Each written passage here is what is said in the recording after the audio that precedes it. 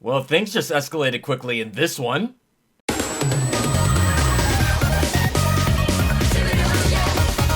What's up, everybody, and welcome back to another Wolfie Reviews, where I, Wolfie, take a look at the newest IDW outings of everyone's favorite blue hedgehog, dramatically read it back to you, then give it a review and a score. But before we get to that, I need y'all to do me a favor. Scroll down below, hit the like button, and subscribe if you haven't already for more videos like this. Try saying that 5 times fast. I am killing it right now. Guys, what do you say we figure out what's going on in this issue? Because things get really messy, and I mean that in the best way possible. So without further ado, what do you say we get right into this? Enjoy!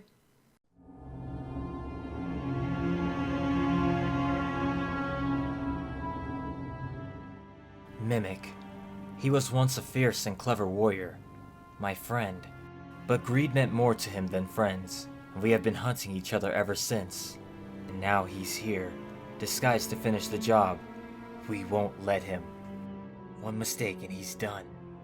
But Whisper, we've been following him all day, and he hasn't done anything creepy. Shh, be patient. But nothing is happening. When I saw his eyes change color, he was in danger. If I give him a little spook, don't hurt him. We need proof before we strike. Don't worry, I'll catch him. Ugh! With a flick of his fingers, Silver sends Duo over the edge of the stairs, where he's promptly caught by Lanolin. Thank you. Alright, that's enough. Come on out, Silver. Ow! Okay, I'm coming. I've been watching you sneak around all morning. Remind me to never take you on a stealth mission. What are you even trying to do? Stop a monster. Whisper, explain yourself. She doesn't have to. Duo is lying about who he is. That's Mimic. The shapeshifter? That's a big accusation. Do you have any proof? We will soon. I know what I'm talking about. Mimic has tells. If we can get him to slip. So you decided to harass a teammate. I'm not waiting. Silver is one thing. You and I are soldiers. Control yourself. If you have a problem, we need to talk about it as a team. It's then Whisper and Lanolin begin to fight in the middle of HQ. I won't let it happen again. Hey! Get back here! Thought you could sneak away, huh? I don't know what you think I did, but I promise I didn't. If you've got nothing to hide, why would you run? You're not going anywhere. Why don't you take a seat and tell everybody else what you did in Green Hill? It's over, Mimic! No, please, don't hurt me! Ah! Wait, no! Wait, what did he do to that guy? Did anybody see? He looks really hurt. Stay calm, make space, and somebody call a medic. What the heck happened? I was so sure he was Mimic, but Mimic, he wouldn't. It wasn't supposed to happen like this. Oh, Whisper. I know it's hard to stop fighting, but it's okay to let yourself rest, you know? I'm here for you. Who started this? Let me be sure I understand the situation. You and Whisper thought he was Mimic, and you attacked him? I thought he'd fight back or transform or... He's just some guy. Until you can act more responsibly, I think it would be best for you to stay away from the Diamond Cutters. That's my vote. Go, Silver. I don't want to misguide you again. Tangle, as a founding member of the team, you have a say here too. I'm sorry, Silver. The Diamond Cutters have to stick together, and I guess you're not going to be a part of that. Later. Hello? It's Duo, yes? Oh, Miss Jewel. I came as soon as I could. As the director of the restoration, I wanted to offer my sincere apologies. Trust me, this is not the typical experience for new recruits. It's no big deal. I can take my lumps, and hey, I get room service here. I was hoping I could make it up to you. How would you like to help me out at my office? Temporarily, of course. Once you've recovered, you can rejoin the Diamond Cutters in the field. There are plenty of ways to help the restoration that don't involve getting walloped. Me? Work for you? Absolutely. I'd be honored. Fantastic. I'll be seeing you soon. My. What an interesting development. Emeraldville Ruins. Swift as you are, Tails and Amy's lunches are well past room temperature now. It's all good. Joseph's pasta is good hot or cold. And I'm pretty sure Tails has a gizmo that heats up food perfectly. At least when I put a day-old chili dog in it. Hey, is that Silver? He appears to be upset. I should check on him. Silver, are you alright? No, Blaze, I messed things up again. Espio gave me solid advice, but it's so hard to follow when I can't be proactive. See Sonic the Hedgehog Annual 2022. I see. You're still preoccupied with finding this purpose in this time period. Consider this. You want the Victory Garden to flourish, correct? Of course. You want to harvest its bounty eventually? Yeah. Will you achieve that with bold proactive action, or with small dedicated efforts over time? It's like you said. Listen and provide. See Sonic the Hedgehog Annual 2019. Thanks, Blaze. You always know what to say to make things make sense. So long as you're willing to listen, I will always be willing to help. You two are great together. I mean it. You two always seem to be in perfect sync. You really complete each other as a duo. It's like how me and Tails operate. Trusting each other, covering each other's blind spots, and making sure we don't miss meals. I owe him and Amy pasta. I'll catch you later. There are days I honestly don't know whether he's the coolest guy in the world or if I should throw a car at him. Ha! Ahem. He can come on strong, but that's part of his charm. I suppose so.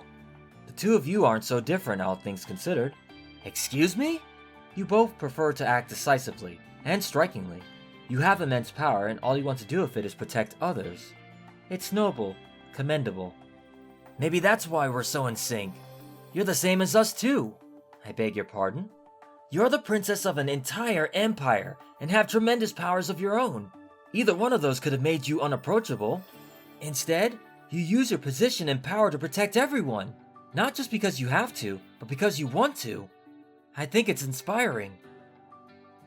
It is my duty, but thank you. Don't mention it. This world and time certainly seem to bring out the best in us, don't they? They sure do. You've been the one going out there and seeing a lot of it. There is still a great deal left to see and understand. How about we go together? What? Right now? No time like the present. Was that a time travel joke? Did you just tell a time travel joke? And if I did, then I absolutely have to come along. I have to see what else this world inspires in you. Very well, let's go. Where to first? I've heard there's a city called Soliana, and that it's lovely this time of year.